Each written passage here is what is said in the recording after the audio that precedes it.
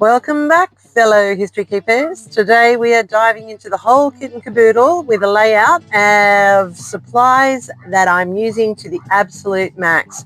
I'm challenging myself to complete a gorgeous set of layouts using nothing but the single collection from Peach Whimsy. That's the one from Scrapbook Fantasies, with some chipboard and extra fussy cut sheets from that exact same range. There's no digging into the rest of my stash, that's for sure.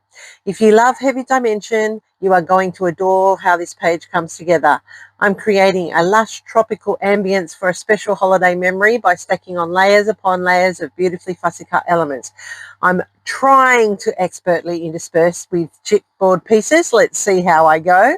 It is the ultimate masterclass in taking a single collection and building up that signature texture-rich depth that makes a memory truly pop. And you know I love those layers. Grab your fine tip scissors, everybody, and your favourite adhesives, and let's just see how much dimension we can pack into this Peach Whimsy kit. Hey everybody, it's Kathy here, and as I said, it's a whole kit and caboodle layout, and I am behind, but that's okay. I'm going to finish the challenge. Today's layout, you got a little bit of a sight of what it's going to be like, but as I said, it is using some photos from my recent cruise trip. So I've added a 1-inch frame in the black that you saw, and that's because I'm actually going to be bringing in a bit of the black feature. So you'll see that happening as the layout develops. I'm just using this branding strip part from Peach Whimsy. This is the title on the pack, and I'm using this nice ombre mixed media type piece of paper with the gold flecks in it. And then I've got the green, and I've got the vine type paper as well. So I'm just going to lay this down here, and I'm going strip by strip till I build up the layout. This Peach Whimsy is so pretty, and it just works really well. Now, as you saw, I did trim off a little piece of that florals as well, and that's got all the frame pieces and some leaves in behind. But that's all right, because I fussy cut those from a previous one, which you saw me do as well. And I'm going to just use the rest of the leaves that are available on that extra piece to go there. That last strip that I just added was from a branding strip from this pack, and it all just marries in nicely. Now I've got my 2 photos here. This bug here is actually one of the children's friends. Yes, believe it or not, the children in Port Vila play with bugs and spiders as their friends. So we were, this was the day that my daughter went for her horse riding experience, and I went to the cannibal village. Yes, that's right. I went to a village up in the mountains of Port Vila. And these people used to be the cannibals, and I'm not too sure if they're not still.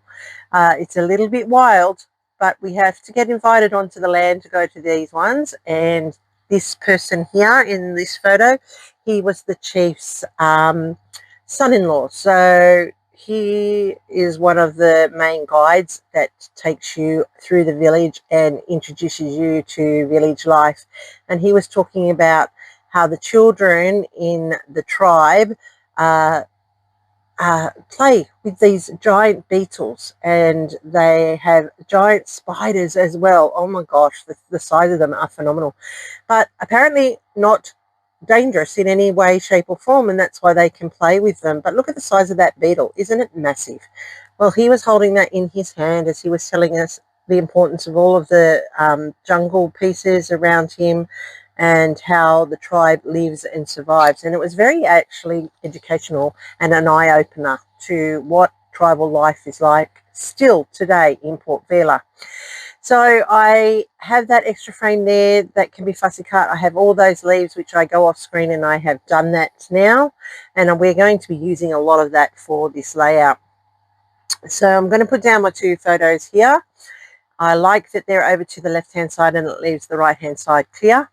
It's setting up a bit of a different focus for your eye. Now, I haven't done any journaling on this page, and I won't journal this story until I do another page that I have with this person. And some other tribal things that they were doing and he was informing us about. So I'll put that journaling all together there. I'm going to layer up a whole lot of foliage across this top banner here, and then I'm going to put in the florals, and that's just going to give like an overhang like it's in the jungle. And that really was what it was like. We were sitting on benches and the leaves were hanging over the top of us, and there were flowers everywhere, and it was really actually very pretty. This tribe that we went to visit actually still live traditionally. They do not have modern facilities like we're used to. The chief actually still is the law of the tribe, and so he deals out punishments and rewards, and he tells them if they're allowed to fish that day or not, if they're only allowed to hunt or they're not. It's quite primitive in lots of ways, but very sophisticated in others. So it was really a great experience. I'm glad I went and did it. I fussed with that frame there, the green one you saw, for a bit, and I decided not to use it. Now I have the chipboard title, and it's called Garden of Magical Memories. That's what I'm calling this layout. And that is so true, because it was pretty magical, the memories that were created, plus like just to learn about the history of the tribe was phenomenal. That's what I like about when I traveled, learning the history, getting to know the people and how things were and are in that country. This is a big part of why we should travel, so that we can broaden our knowledge and experiences.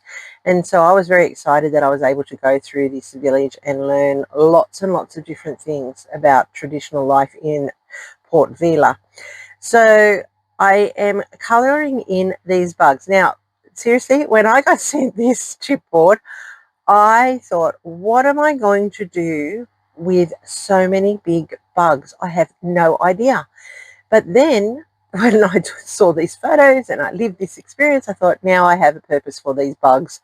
So I'm colouring them in with a black Sharpie, and they will be interspersed with all the fussy-cut cutting at the top.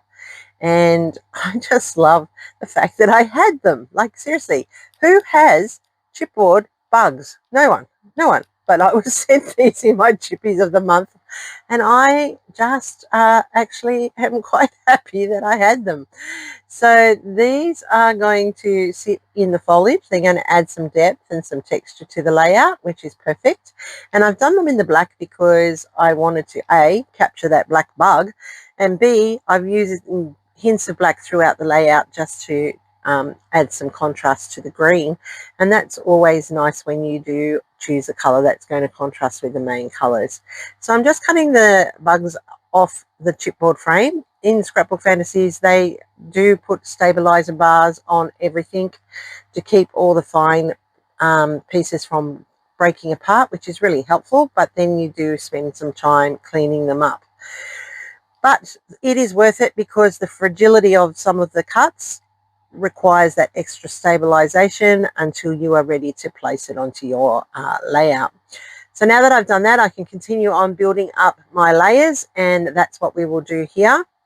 So some of them will be popped up on Chippy's strips, which is another Scrapbook Fantasies product, which is environmentally safe and also a great way to get the same depth as a chipboard title or a chipboard piece that you add to your layout. Now, it wasn't until I was looking at it later that I realized that that magical was actually swooping down, and it should have actually been straight, but you know what? It's okay. I don't mind. A little bit crooked doesn't kill anybody. That's what I say. And it's actually a little bit more real, don't you think?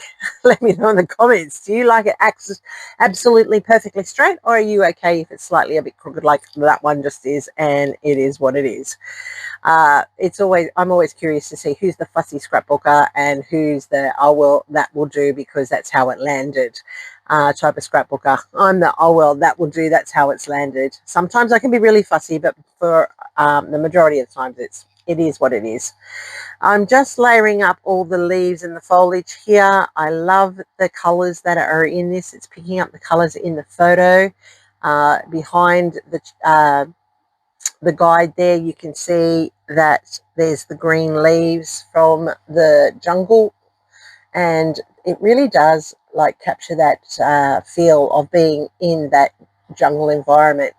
I'm popping up the florals on some chippies, and that's going to give it that extra depth, and that will allow the bugs, which I'm going to place in shortly, to sit nicely into the leaves so that it looks like it's just a natural overhang with natural creatures crawling through it like you see in the jungle. And seriously, they are there. I sat down for one of the talks at one stage, and there was this gigantic spider on the tree beside me. Huge, absolutely huge, but apparently they're not harmful to people. So that's what they told us. They showed us how they use them for fishing and all of these things. It was quite interesting, as I said.